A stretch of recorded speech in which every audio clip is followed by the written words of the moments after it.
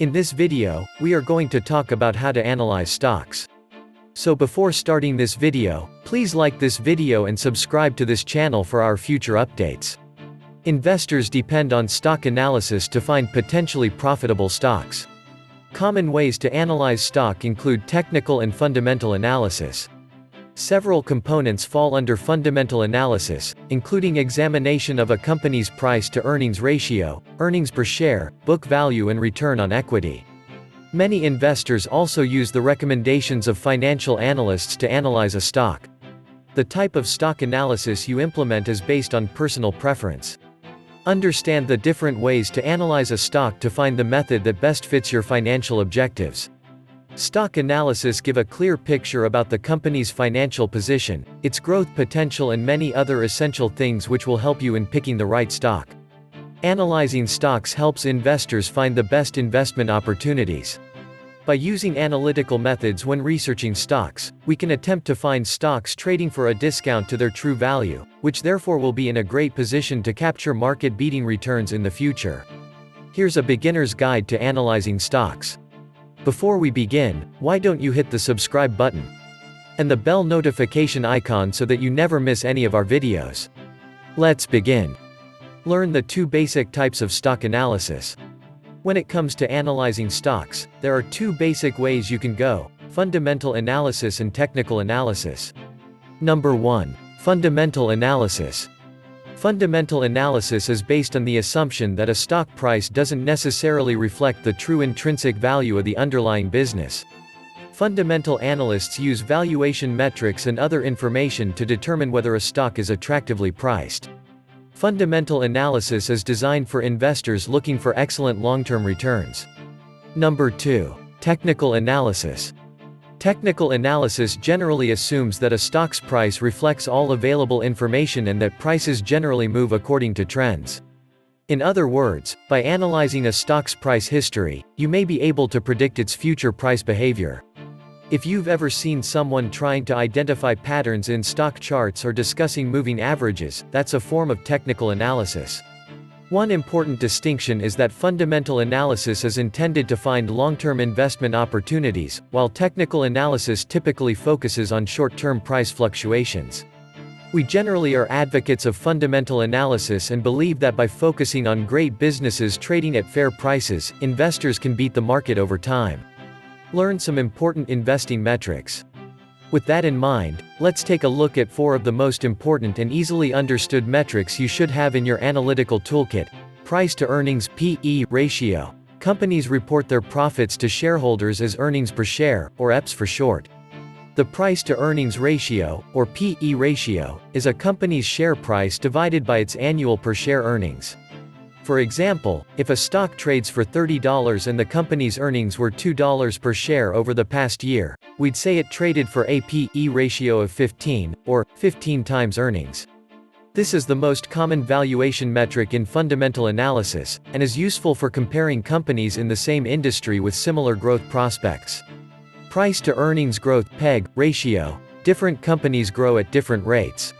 The PEG ratio takes a stock's P/E ratio and divides by the expected annualized earnings growth rate over the next few years to level the playing field.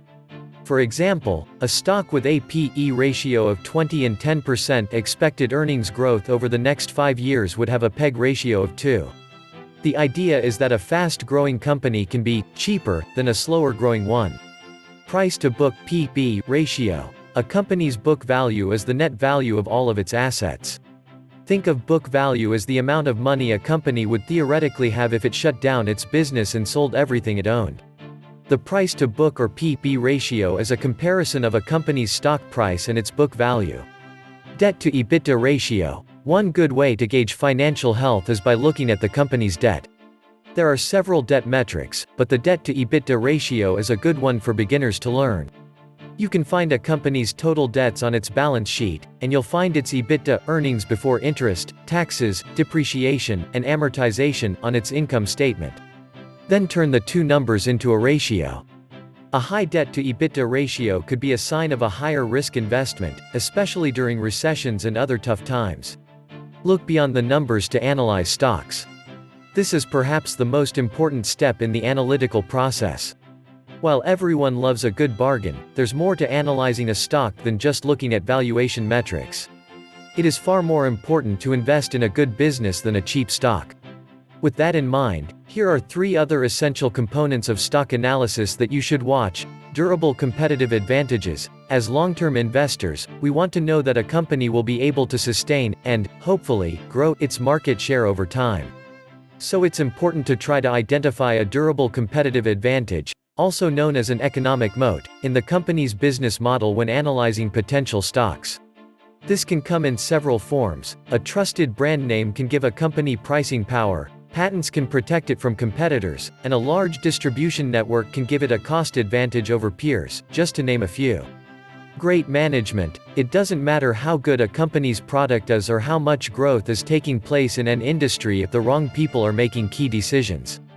Ideally, the CEO and other main executives of a company will have successful and extensive industry experience and will have financial interests that align with shareholders.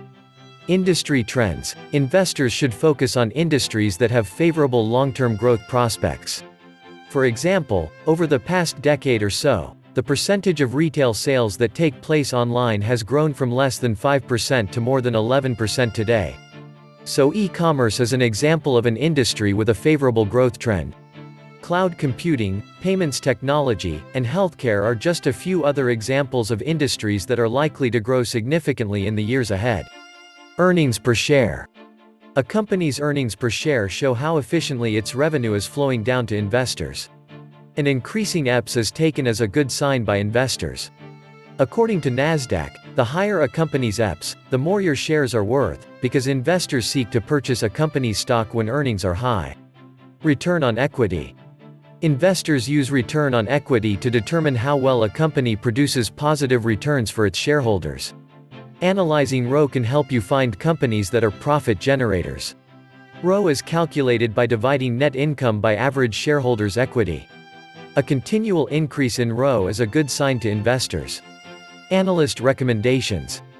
Many investors use analyst recommendations to quickly size up a stock. Analysts perform extensive fundamental and technical research, and they issue buy or sell recommendations. Before deciding to buy or sell shares, investors typically use analyst recommendations in conjunction with a stock analysis technique. Solid analysis can help you make smart decisions. There's no one correct way to analyze stocks. The goal of stock analysis is to find companies that you believe are good values and great long-term businesses. Not only does this help you find stocks likely to deliver strong returns, but using analytical methods like those described here can help prevent you from making bad investments and losing money. The bottom line. The ultimate goal of every investor is to make a profit, however, not every investor or analyst is good at it. Never blindly accept what stock analysts have to say and always do your own research. Not everybody can be an investing expert, but you can always improve your analytical skills when it comes to stocks. Hope you got an idea on how to analyze a stock before investing your hard-earned money in it by watching this video. What do you think of our video? Have you learned something new? Let us know in the comment section below. If you enjoy this video and want to hear from me again, be sure to hit that subscribe button and turn on notifications before you go. Thanks for watching.